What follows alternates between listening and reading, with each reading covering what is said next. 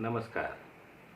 उम्मीद है आप लोग स्वस्थ और सानंद होंगे। ऐसी कहावत है कि कोई भी व्यक्ति जब एक्स्ट्रा ऑर्डिनरी ऊंचाई पाता है तो कुछ न कुछ खासियत तो उसके अंदर होती है। अपने मोदी जी में और कुछ हो न हो, कोई हुनर हो न हो, लेकिन एक हिम्मती तो है वो, इतनी इसमें कोई शक नहीं है। जो उनका बैकग्राउंड है और जिस बैकग्राउंड के बाद वो जहाँ तक पहुँचे हैं, इसमें कोई शक नहीं है कि उनकी हिम्मत का खासा अच्छा खासा योगदान है। कई बार उन्होंने हिम्मत दिखाई है, इसमें भी कोई शक नहीं है। उसी तरीके की हिम्मत अभी फिर उन्होंने कल दिखाई। उन्होंने कहा कि अगर आप मुझे एक बार और मौका देंगे आप लोग, तो मैं हिंदुस्तान को दुनिया की तीसरी इकॉनमी बना दूंगा। ऐसी बात कोई ऐसा ही आदमी कर सकता है जो हिम्मती हो। ये बात उन्होंने एक बार फिर साबित कर दी। एक ऐसा व्यक्ति जो जब से प्रधानमंत्री बना है एक भी समस्या का समाधान नहीं कर सका। जो समस्याएं उसके पास अकस्मात आ गई, जैसे कोरोना महामारी थी या इस तरीके की और भी बातें थी, उनके समाधान में वो टोटली फेल रहा। और जो समस्याएं उन्होंने खुद क्रिएट कर दी, क्रिएटेड समस्याओं का भी समाधान वो नहीं कर सके। इसके बाद ये कहना, और जिसके 10 साल, लगभग 8-9 साल और 10 साल होने वाले के कार्यकाल में हिंदुस्तान की इकोनॉमी शटर कर गई। बेरोजगारी दर जो है वो सबसे भयावह है। हंगर उसमें लिस्ट में भी हिंदुस्तान का स्थान सबसे नीचे में से वो कुछ ही ऊपर है। इसके सबके बावजूद इस बात की क्या नाम है, बात करना कि हिंदुस्तान को तीसरी इकोनॉमी बना देंगे दुनिया की, ये अपने आप में हिम्मत की बात तो है। ये मानना पड़ेगा, इसकी दाद देनी पड़ेगी। उन्हीं की पार्टी के नेता सुब्रमण्यम स्वामी ने बताया था कि ऐसा करने के लिए हिंदुस्तान को जो करीब 10-12% सालाना ग्रोथ की ज़रूरत पड़ेगी। लेकिन बहरहाल मोदी जी है, जो भी कहें। और उससे भी बड़ी बात है, मैं कहना तो नहीं चाहता था, लेकिन अब समय आ गया कि ये सब बातें भी कहनी चाहिए कि कहीं न कहीं शायद चूँकि वो सत्ता के शीर्ष पर बैठे हैं, इसलिए उनको कोई बताने वाला नहीं है। कहीं न कहीं मोदी जी की इन सब घोषणाओं को सुनकर के बाद भी हंसने लगा है। अब पहले क्या होता था कि लोग उनको सीरियसली सुनते थे, क्योंकि वो नए नए आए थे और प्रधानमंत्री की हैसियत से तरह तरह की बातें कर रहे थे। हालांकि वो शायद भ्रम फैलाने के लिए कर रहे थे, जैसा मैंने कल बताया भी अपनी वीडियो में।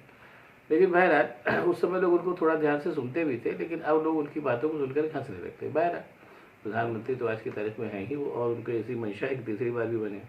उसी समय मुझे एक घटना और भी याद आ जाती है, बात चल रही तो बता रहा हूँ कि जब वो पहली बार आए थे तो काफ़ी कुछ वो लगभग बहुत ही मतलब उस मुद्रा में, विनीत मुद्रा में कहते थे कि मुझे एक बार मौका दीजिए, मैं पता नहीं क्या कर दूंगा।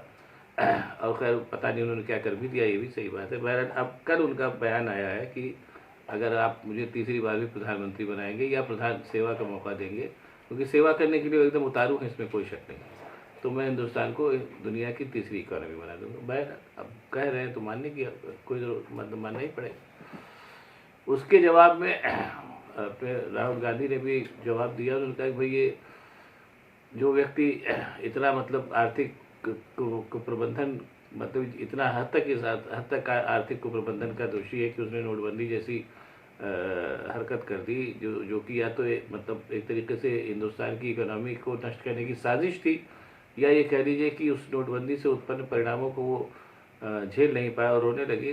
कहीं ना कहीं उनकी इनकॉम्पिटेंस भी दर्शाती है कि अगर उन्होंने साजिशन भी ये काम किया तो उसको संभालने में नाकाम रहे और रोने लगे। अच्छा, मोदी जी के अंदर एक और अच्छी बात है कि जब वो कुछ नहीं कर पाते तो रोने लगते हैं। अब इस हद तक वो रो चुके हैं। मैं एक बार मैंने काउंट किया था कि जब से वो गुजरात के चीफ मिनिस्टर से प्रधानमंत्री बने 11 बार रो चुके हैं। तो अब उनके रोने धोने का मेरा ख्याल कोई असर किसी में पड़ता ना होगा। बहरहाल तो एक ऐसा व्यक्ति जो नोटबंदी में फेल रहा हो, किसान आंदोलन में फेल रहा हो, और क्या नाम है जीएसटी में फेल रहा हो, और अग्निवीर जैसी योजना लाने में ऐसी योजना लाया हो जो एक तरीके से आर्मी के लिए घातक है, इन सब इतने सब फेल्योर्स के बावजूद अगर वो डंके की चोट पर ये कह रहा है कि हम हिंदुस्तान को तीसरी इकोनॉमी बना देंगे, तो इस पर कुछ ना कहना ही ठीक है।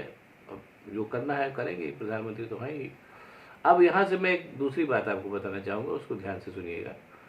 असल में होता क्या है कि इस तरीके का काम भारतीय जनता पार्टी और राष्ट्रीय स्वयंसेवक संघ कर रहा है, उसी तरीके का काम पहले भी हो चुका है। और जिस तरीके से भारतीय जनता पार्टी और राष्ट्रीय स्वयंसेवक संघ चल रहा है, फ्लॉप कर रहा है, उसी तरीके से पहले भी जिन लोगों ने ये काम किया था वो फ्लॉप हो चुके हैं। अब मैं आपको कहानी सुनाता हूँ, इसको सुनिएगा ध्यान से। ये मैं बात पेशवा काल की कर रहा हूँ।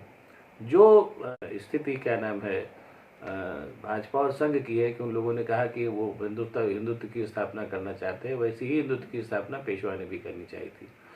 दोनों में एक और समानता थी कि हिंदुत्व की स्थापना कैसे करेंगे, इसका कोई खाका और कोई ब्लूप्रिंट न पेशवा के पास था, न अपने भाजपा के पास है और न संघ के पास है। खाली बस ज़बानी जमा खर्च चल रहा है। और उसका नतीजा ये होता है कि यहाँ भी फिलहाल अभी भी अराजकता हो गई है और तब भी अराजकता हो गई थी। अब मैं किस्सा उस अवधि का करूँगा, इस समय की अराजकता तो आप देख ही रहे हैं। उस समय भी ये हुआ था कि पेशवा काल में ये हुआ था कि जो मुग़लों के शासन को हम हटाएंगे और हिंदुस्तान में हिंदुत्व की स्थापना करेंगे। यहाँ से ये इस सिद्धांत को लेकर के पेशवा एंड कंपनी चली। लेकिन वो तो बहुत लंबा इतिहास है, उसको बताने की कोई जरूरत नहीं, जिनकी दिलचस्पी वो पढ़ सकते हैं। लेकिन उसके बाद वो कुल मिलाकर के सत्ता संघर्ष में बदल गया और वही पेशवा जो हिंदुत्व की स्थापना करने चले थे, उन्होंने सारे हिंदू राजाओं को परेशान किया, उसमें से बहुतों को परेशान किया। और वो जो जयपुर के राजा थे ईश्वरी सिंह, तो उनके आतंक से उन्होंने आत्महत्या कर ली। जिन तमाम हिंदू राजाओं को उन्होंने जीता या उनके राज्यों पर धावा किया, उनसे वो चौथ और देशमुखी वसूलते थे, जिसके चलते हिंदू राजा भी परेशान रहते थे। उसी का नतीजा ये हुआ कि जब पानीपत की तीसरी लड़ाई में पेशवा की लड़ाई अहमद शाह अब्दाली से होना तय हुआ, तो तब सारे हिंदू राजाओं ने पेशवा की सेना का साथ देने से इनकार कर दिया और पेशवा को अकेले अहमद शाह अब्दाली से लड़ना पड़ा, जिसका नतीजा हुआ कि पेशवा पूरी तरीके से पराजित हुए। वो पेशवा को तो खैर नहीं, लेकिन पेशवा के तमाम बंधु बांधव और पेशवा का लड़का विश्वासराय, वो भी उस लड़ाई में मारे गए। ये उनकी हिंदुत्व की स्थापना का मतलब एक मतलब जो हिंदुत्व की स्थापना करने चले थे, उस स्थापना को जब उन्होंने परिणित करना चाहा कार्य रूप में, तो नतीजा है कि सारे हिंदू राजा ही उनके खिलाफ हो गए। इतिहास में दर्ज है, कोई भी पढ़ सकता है। और उसके बाद एक पेशवा काल के एक और नतीजा हुआ, जिसको जो लोग इतिहास के विद्यार्थी हो जानते हैं, कि मुगलों का जो शासनकाल, उन्होंने जो भी था जैसा भी था, एक सिस्टम बना हुआ था उसमें, और सिस्टम के तहत काम चल रहा था। उस सिस्टम को भी उन्होंने ख़त्म कर दिया। नतीजा ये हुआ कि पेशवा के काल में पूरा हिंदुस्तान जो था वो ठगों और डटोरों के गिरोहों से भरा हुआ था, जो आए दिन लूटपाट करते रहते थे। उसमें पिंडारी गिरोह थे और आपके क्या नाम है, सब तमाम गिरोह थे जो लूटपाट कर रहे थे। आप इतिहास में दर्ज पढ़ सकते हैं कि वो करना तो चाहते थे, मुगलों की स्थापना खत्म करके हिंदुत्व की स्थापना करना चाहते थे, लेकिन नतीजे उन्होंने पूरी अराजकता फैलाई और उस अराजकता का लाभ उठा करके यानी बहुत से फैक्टर्स थे जो अंग्रेज़ों के हिंदुस्तान पे काबिज होने में सहायक थे। उसमें एक फैक्टर ये भी सहायक था कि पेशवा के द्वारा फैलाई गई अराजकता का भी से भी जो जनता उनसे विमुख हो चुकी थी, उसका भी लाभ अंग्रेज़ों ने उठाया। और पेशवा को दो हिस्से में उन्होंने पराजित किया। पहले हिस्से में पराजित करके पहले पेशवा चिंतराव, पेशवा विनायक राव पेशवा को चित्रकूट भगाया उन्होंने, और उसके बाद जो मुख्य पेशवा फैमिली थी बाजीराव थी, उसको हरा करके उन्होंने बिठूर रवाना किया। बिठूर को कहा कि वहाँ जाकर वो भगाया। और जो कुछ थोड़ा बहुत बचा था वो 1857 की क्रांति में ख़त्म हो गया। जो उस समय नाना राव पेशवा थे, उनके पेशवा के दत्तक पुत्र, मैंने पेंशन याफ्ता पेशवा के दत्तक पुत्र, वो 1857 लड़ाई बाद कहाँ गायब हो गए नहीं पता। और आज की तारीख में जिन पेशवा को ये लोग क्या नाम है वो अपना क्या नाम आदर्श शासक मानते हैं, उन पेशवा की क्या नाम है महाराष्ट्र के अलावा कहीं कोई पूछ नहीं है। और मैं एक बात और कहूँगा कि पेशवा का बनाया ऐसा कोई भी इंस्टीट्यूशन आज की तारीख में आपको इतिहास में दर्ज नहीं मिलेगा। जैसे मुगलों की बनाई तमाम इमारतें हैं, या उसके पहले के तमाम जो हिंदू राजा थे उनकी बनवाई तमाम इमारतें हैं, या बाद के दिनों में दक्षिण भारत के राजाओं की तमाम बनवाई इमारतें हैं, लेकिन आपको पेशवा काल का कोई भी ऐसा स्मारक नहीं मिलेगा जो दर्शनीय हो और उल्लेखनीय हो। ये कुल मिलाकर के हुआ था। तो ये वही पेशवा है जो भारतीय जनता पार्टी और संघ के एक तरीके से आदर्श हैं।